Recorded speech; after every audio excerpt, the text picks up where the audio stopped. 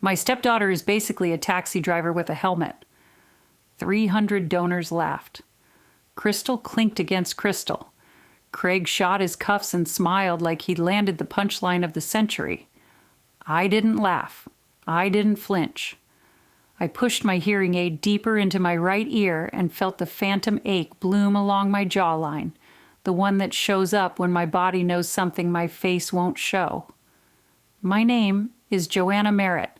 I'm 39 years old. I've been flying helicopters for 17 years, 9 of those in the United States Army, 3 of those in the Korengal Valley flying combat medevac missions in the dark.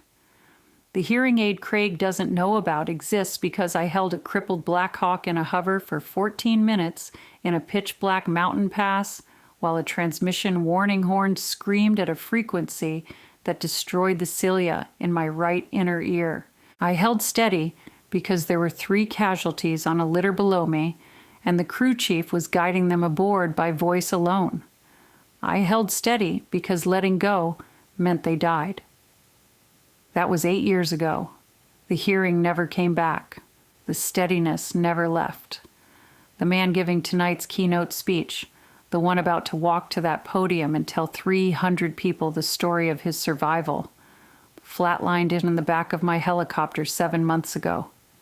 His heart stopped at 4,000 feet in a thunderstorm. I restarted it with one hand while flying with the other. Craig didn't know that. Craig didn't know most things about me. What Craig knew was that I drove a helicopter for a hospital, and that was enough for him to build an entire identity around dismissing mine. But the money, that's what made this personal. $54,000. That's the amount Craig Merritt diverted from my mother's investment account into his dealership payroll over the past 3 years. When I found the discrepancies and confronted him, he didn't explain. He didn't apologize. He told my mother I was paranoid and unstable. He said my military service had left me damaged. He used that word, damaged, in front of her, and she believed him. She believed him because he'd spent 6 years positioning himself as the steady hand, the provider, the man who rescued her from widowhood.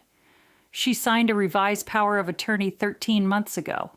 Craig now controlled everything, and tonight he controlled the table. If you've ever sat in a room where someone introduced you as less than you are and the room believed them, stay with me. You're going to understand this story in your bones. The Ridgemont Foundation Gala was held at the Stonebridge Country Club, a sprawling fieldstone building that smelled like starched linen and old money. The parking lot alone told you everything.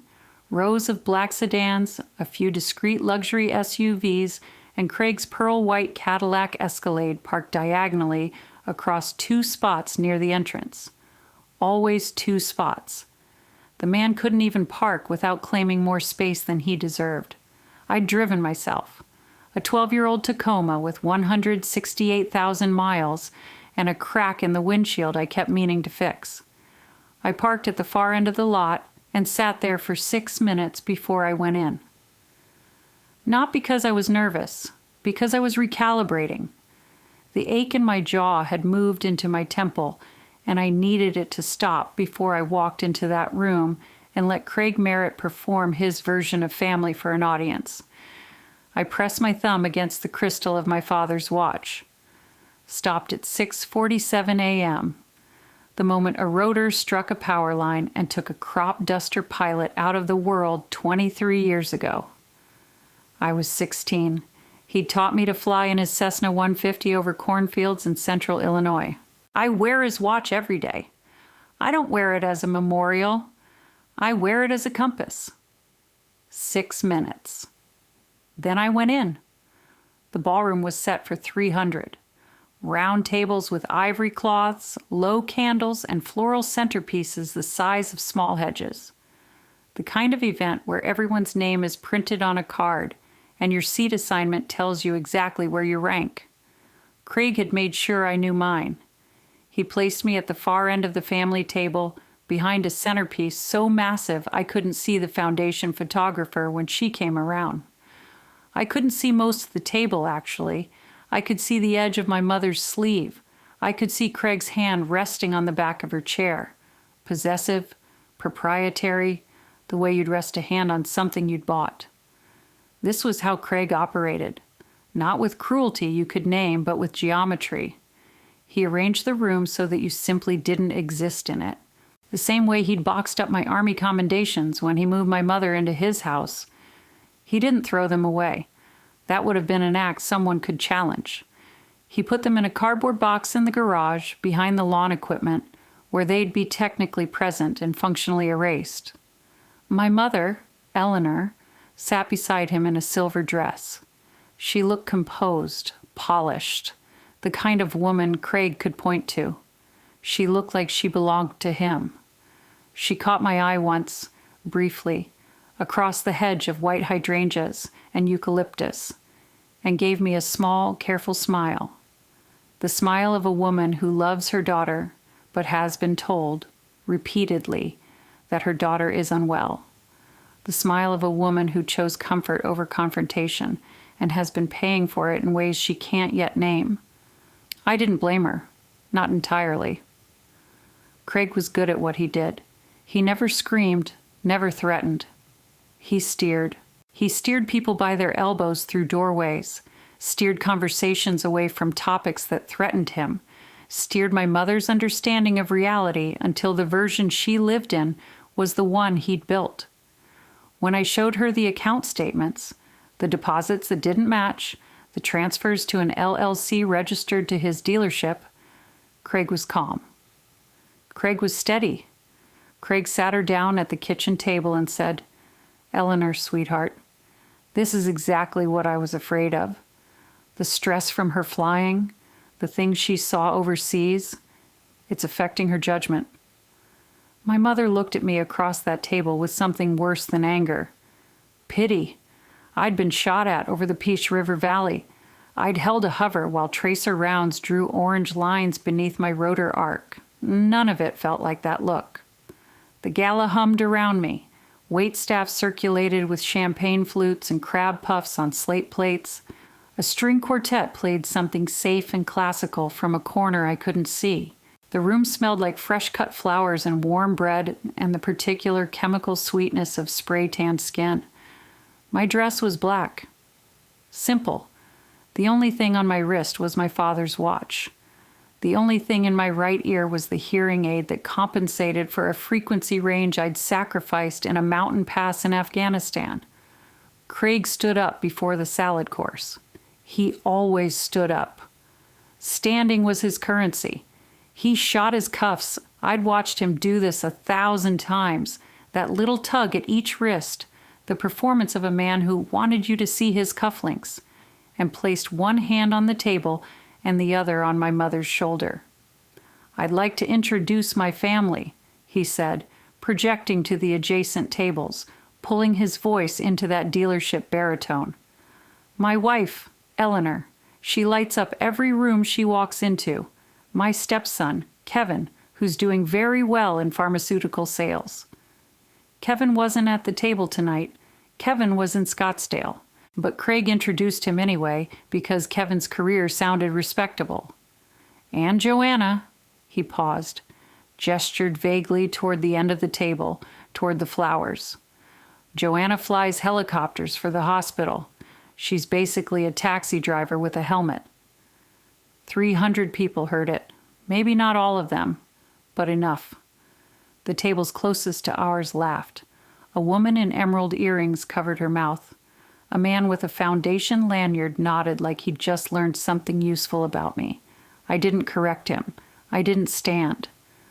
I reached under the table and pressed the hearing aid deeper into my ear, feeling the smooth plastic housing settle against the canal wall. The ache in my jaw pulsed once and went quiet. That was the thing about holding steady. It didn't mean you didn't feel it. It meant you chose not to let the stick move. 20 minutes later, Craig walked 3 donors to our table. Major donors, foundation level. A couple in their 60s named Whitfield, and a younger man named Parker who ran a regional insurance firm. Craig introduced them with the full handshake and elbow steer routine. Then he turned to me. "This is Joanna. She does the chauffeur work for the hospital, flies the sick folks back and forth." He said it with a chuckle, like it was charming, like he was being affectionate. Mrs. Whitfield tilted her head. "Oh, that must be fun. Do you enjoy the flying?" "Fun. Do I enjoy the flying?" I thought about the last time my hands were on the cyclic and collective simultaneously. 7 months ago, in a squall line, with a 63-year-old man coding on the stretcher behind me. I thought about reaching across the center console with my right hand to deliver chest compressions on his sternum, while my left hand flew the aircraft through a 40-knot crosswind. I thought about Hutch, David Hutchins, my flight medic, shouting that he had the airway and couldn't brake to do compressions. I thought about the sound a human rib cage makes when you press hard enough to circulate blood. I thought about doing it one-handed while keeping a 6,000-pound Eurocopter level in a thunderstorm. "I provide medical transport," I said. Parker nodded. "Good, honest work." He said it the way you'd compliment someone's lawn. I took a sip of water, held the glass steady, set it down without a sound. Craig moved on to the next donor. He didn't introduce me again. The salad arrived. I didn't touch it. The bread sat in its basket, warm and golden, and I didn't touch that either. I sat behind the hydrangeas and eucalyptus and watched the room from the angle Craig had assigned me, the angle of someone who wasn't quite part of the picture. My mother glanced at me once. Then Craig's hand found her shoulder again, and she turned back to the table. On the program card at my place setting, in neat serif font, the evening schedule listed the keynote speaker at 8:15 p.m. Arthur Vance, prominent local real estate developer, telling his survival story. Arthur Vance. I knew that name. Not from real estate, not from the foundation. I knew it from run report number 4418. I knew it from the chart that read cardiac arrest, witnessed, in flight, and the signature line where I'd logged the compressions I delivered between the altitudes of 4,000 and 1,100 feet. I knew it from the man whose heart I'd restarted with one hand while the other kept us alive. I looked at the podium. Empty. A glass of water and a manila envelope sat on the lectern. I looked at the program card again. 8:15 p.m. It was 7:52. What happens next is the reason I'm telling you this story. The string quartet finished their set at 8:09. The room shifted. Chairs angled toward the podium. Waitstaff cleared plates with practiced silence. The lighting dimmed by a single degree, enough to redirect attention without anyone noticing the mechanism. I noticed. When you've spent 3 years reading cockpit lighting in conditions where a single misread instrument means you fly into a mountain, you notice when a room gets darker. Craig leaned back in his chair. He unbuttoned his jacket. The expansive gesture of a man who believed the next hour belonged to him by proximity. He was a board member, the foundation's second largest individual donor. In his mind, any keynote delivered in this room reflected his influence, his network, his taste. He shot his cuffs again. Twice in one evening, a personal record. At 8:14, a side door opened and Arthur Vance walked to the podium. I hadn't seen him since the flight. 7 months. The last time I'd seen his face, it was gray-blue and slack, his mouth forced open by Hutch's laryngoscope, his shirt cut from sternum to navel.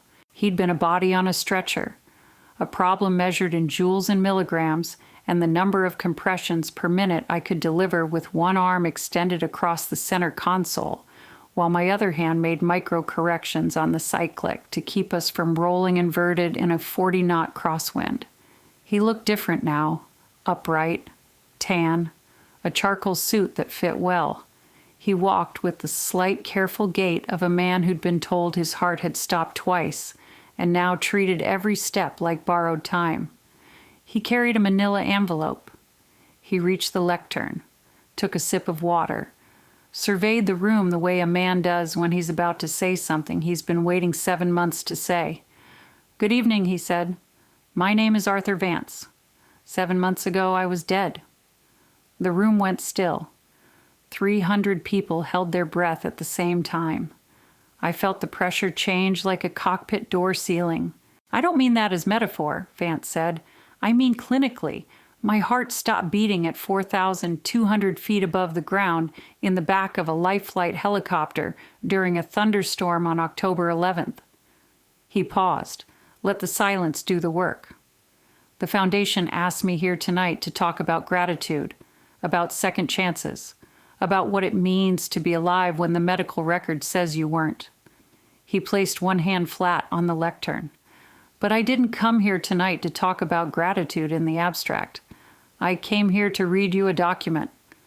He opened the manila envelope. The sound of the metal clasp releasing carried across the room, that small industrial click, like a carabiner snapping onto a line. He pulled out a single-bound document, white cover, institutional formatting. I recognized it from across the room. Life Flight Run. Report number 4418. My hands were under the table. My left hand gripped my right wrist. My thumb found the crystal of my father's watch. 6:47 a.m. I held on. This is the official flight record from the night I died, Vance said. It's a clinical document. No poetry in it. No narrative, just data. I think that's why it matters. He opened the cover. The pages were flagged with small colored tabs. October 11th.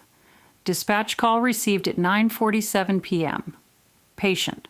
Male, 63 years old. Initial complaint, chest pain with diaphoresis. Pickup location, Ridgemont Community Hospital.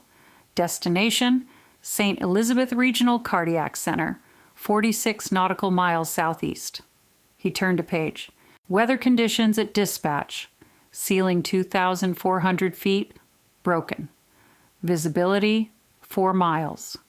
Winds gusting to 35 knots, bearing 270. A line of severe thunderstorms was tracking northeast across the flight corridor.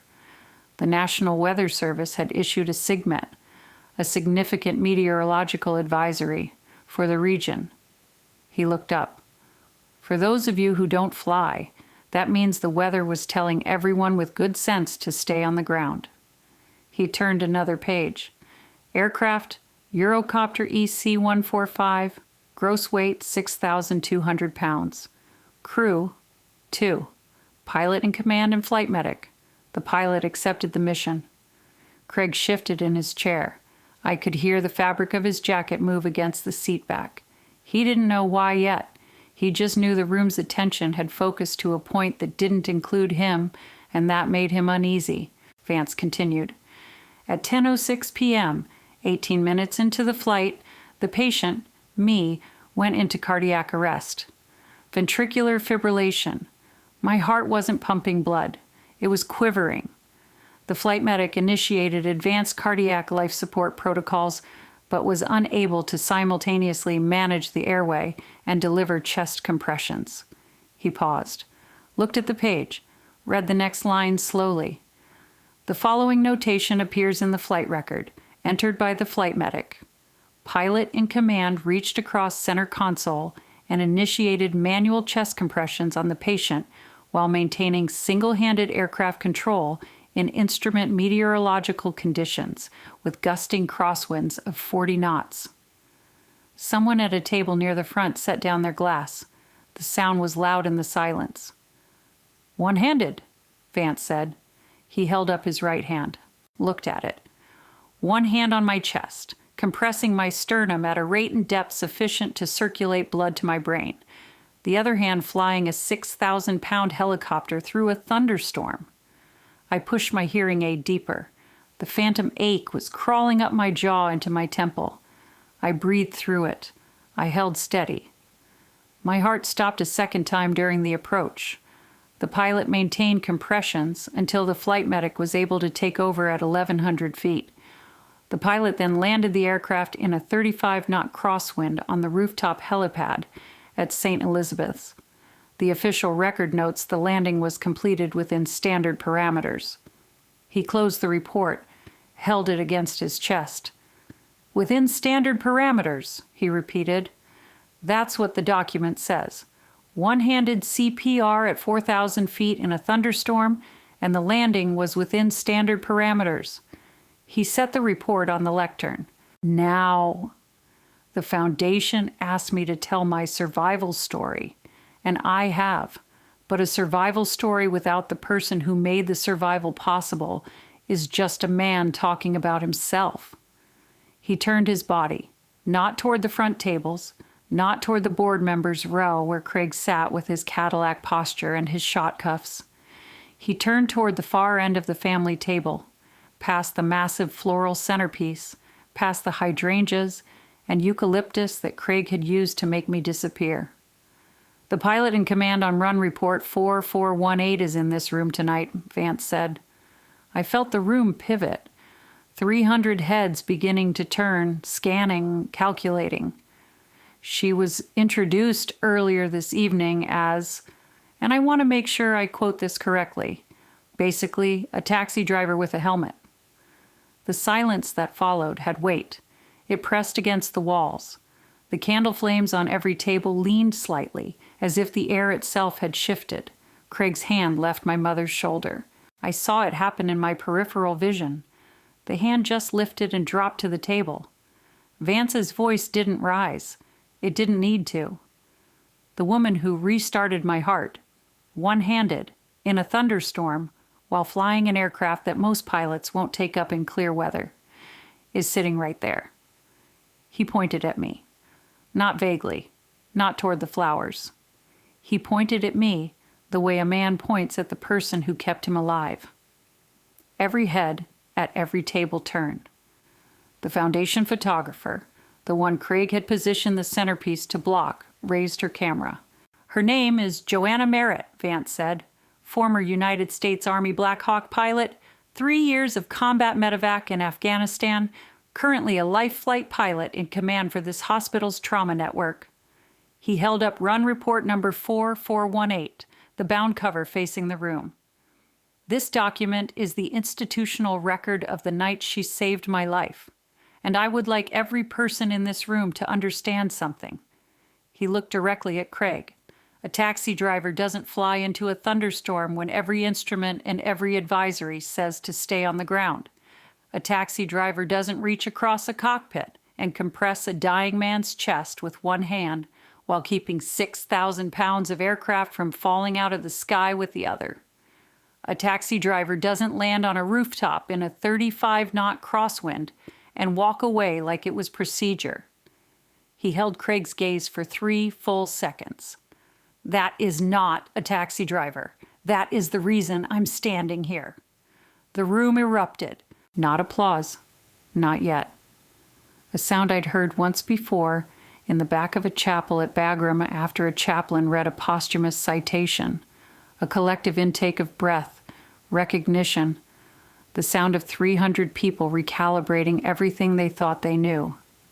Then the applause came, and it was loud, and it was sustained, and it was pointed, directed at the far end of the table, past the flowers, past the geometry of erasure Craig had built. My mother's hand was over her mouth. Her eyes were wet. She wasn't looking at Craig. She was looking at me. Craig sat frozen. His cuffs were shot. His posture was perfect. His face had the particular blankness of a man whose operating system had encountered an error it couldn't process. The Foundation donor to his left, Parker, the insurance man who'd called it good honest work, had physically angled his chair away from Craig. Vance was still at the podium, still holding the report. "Ms. Merritt," he said, "I'm told you don't talk much about what you do." I stood. I didn't plan to stand. My body made the decision before my mind caught up. The hearing aid hummed faintly in my right ear. The ache in my jaw was gone. My father's watch pressed cool against my wrist. 6:47 a.m., permanent, steady. I looked at Vance. Then I looked at Craig. "You don't have to talk about holding steady," I said. "You just have to hold steady." The room was still applauding when Craig's water glass tipped. He caught it, but his hand was shaking, and the photographer got every frame. I didn't sit back down at Craig's table. There was no reason to. The geometry he'd built, the centerpiece, the sight lines, the careful architecture of making someone disappear, had collapsed in the time it took Arthur Vance to read a clinical document to 300 people. You can't hide someone the entire room is looking at. I stood near the side wall for the rest of the evening. Hutch had texted me 14 minutes after Vance's speech. He'd been watching a live stream link someone from the hospital posted in the department group chat. His message was 5 words. "About damn time, Captain." I didn't correct the rank. He'd earned the right to use it. What I didn't expect was what happened after. Not in that room. That room sorted itself out the way rooms do when a hierarchy inverts, quickly, quietly, with a lot of people suddenly needing to refill their water glasses on the opposite side of the ballroom from Craig Merritt. What I didn't expect was the week that followed, then the month, then the slow, grinding machinery of consequence that built itself without me lifting a finger. My mother called me the next morning at 7:14 a.m. I know the time because I was already on the hospital tarmac doing a pre-flight check on the Eurocopter. The sun hadn't cleared the tree line yet.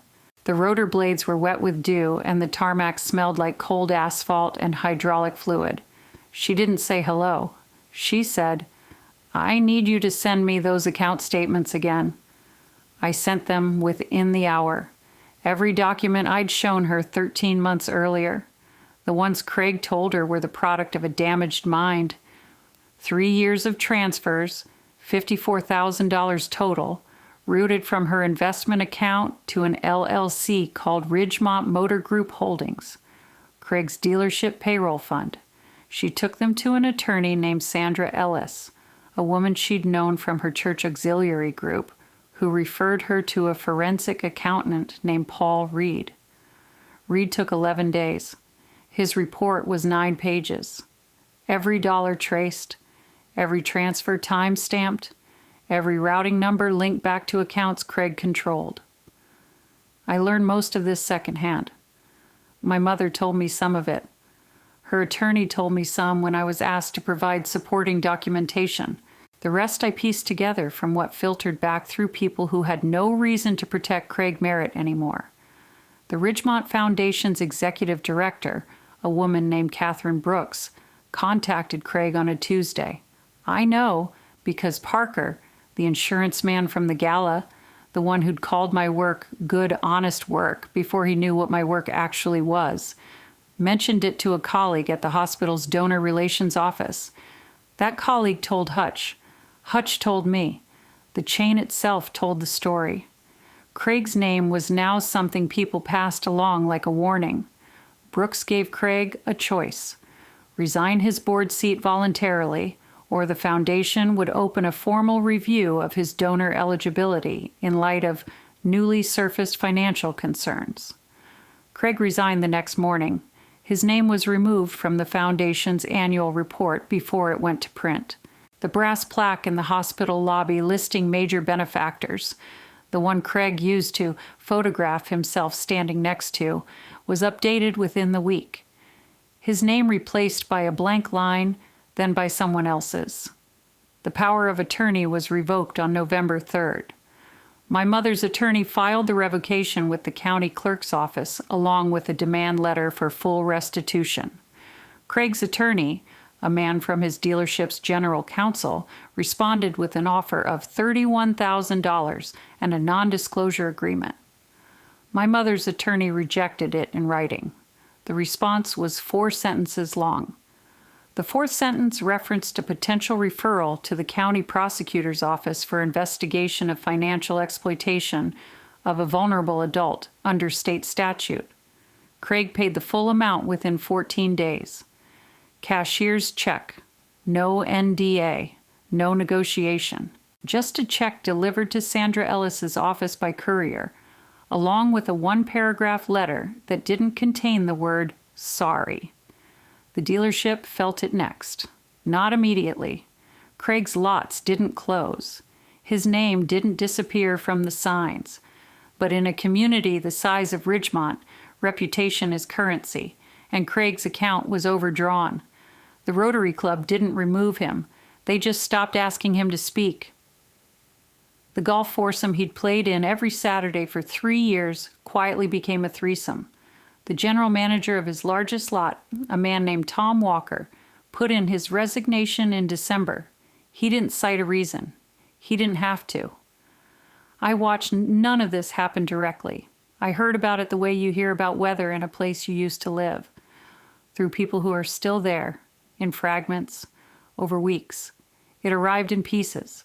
A text from a high school friend, a voicemail from my mother's neighbor, a comment from a donor at a hospital event who recognized me and said, "I heard your stepfather had some trouble."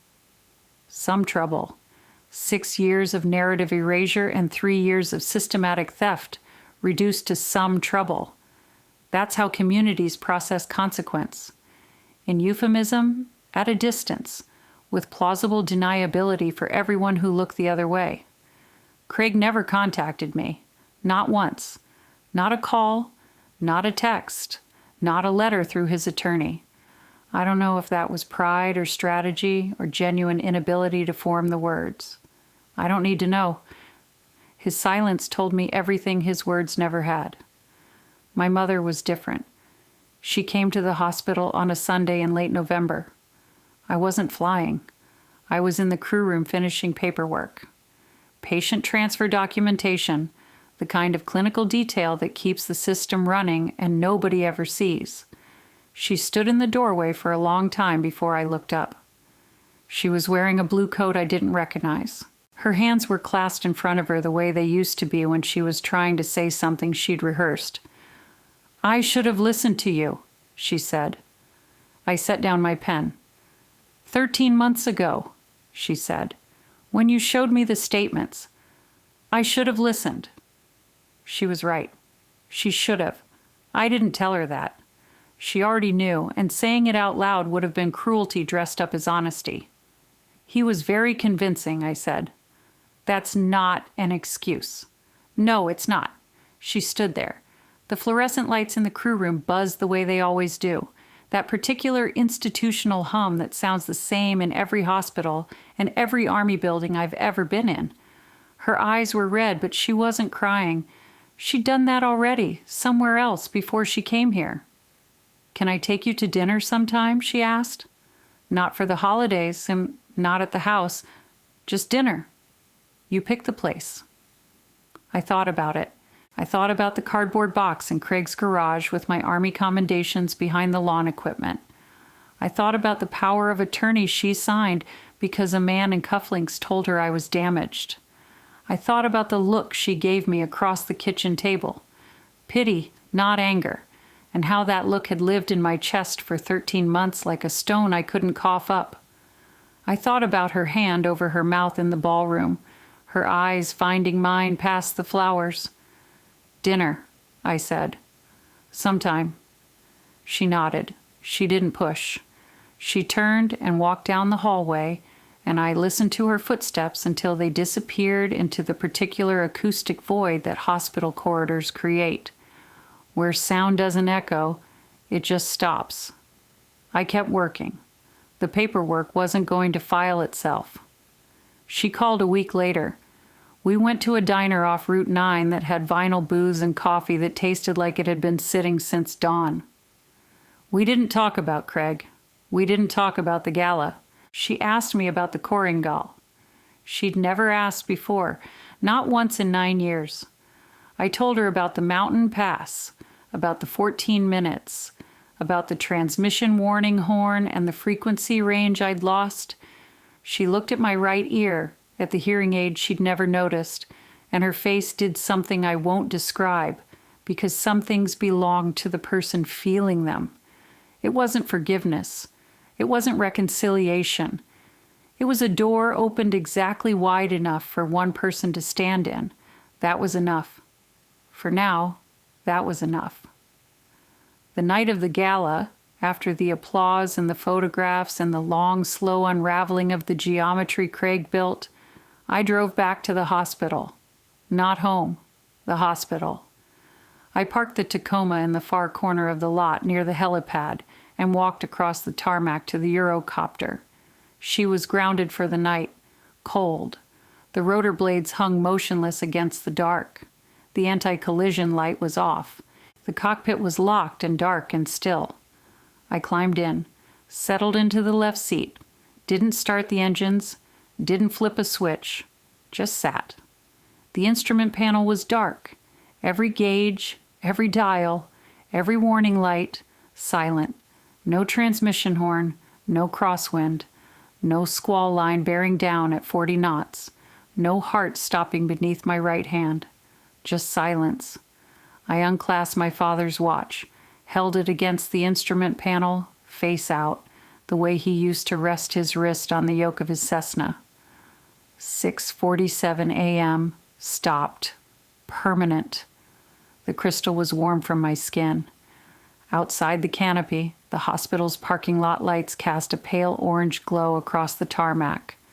Somewhere inside the building, a shift change was happening.